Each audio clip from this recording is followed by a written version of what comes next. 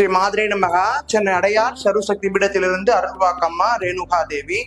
நிறைய பேர் குங்குமம் வைத்துக் கொள்வதை தவிர்த்துடுறாங்க. இன்றைய காலகட்டங்கள்ல ஃபேஷனா இருக்கணும், மாடலா இருக்கணும்னு நினைக்கிறாங்க. அதே சமயம் நம்ம பாரம்பரியத்தையும் விடாம கொஞ்சமாவது நெத்தியில குங்குமம் விட்டுக் கொள்வது அப்படின்றது ரொம்ப விசேஷம். சிகப்பு குங்குமத்தை விட மெரூன் குங்குமம் ரொம்ப ரொம்ப ரொம்ப சிறந்த ஒரு வண்ணம்ங்க. அந்த மெரூன் குங்குமத்தை தினசரி நெத்தியில வச்சுட்டு வர்றது ரொம்ப அவசியம். யாராவது குங்குமம் கொடுத்தாங்க அப்படின்னா அவங்க எதிரியா இருந்தா கூட அவங்க கையில குங்குமத்தை வாங்கிக்கணும். வாங்கிட்டு வைக்கிறதும் வைக்காததான் நம்ம இஷ்டம். ஆனா யாரு குங்குமம் கொடுத்தாலும் வேண்டாம் அப்படின்னு சொல்லவே கூடாது. குறிப்பா வெள்ளி செவ்வாய்க்கிழமைகள்ல கண்டிப்பா நெற்றியில குங்குமம் இருக்கிறது ரொம்ப அவசியம். நம்ம நெத்தியில வைக்கக்கூடிய குங்குமத்துல ஜவ்வாது சென்ட் கலந்து வைக்கலாம். அப்படி வச்சுட்டு வரோம் அப்படின்னும் போது லக்ஷ்மி வசீகரம் ஏற்பட்டு முகம் ரொம்ப அழகா மாறிடும். வெள்ளிக்கிழமை செவ்வாய்க்கிழமையில தவறாம மஞ்சள் பூசி குளிக்கிறது அப்படின்ட்டு ரொம்ப விசேஷமான விஷயங்க.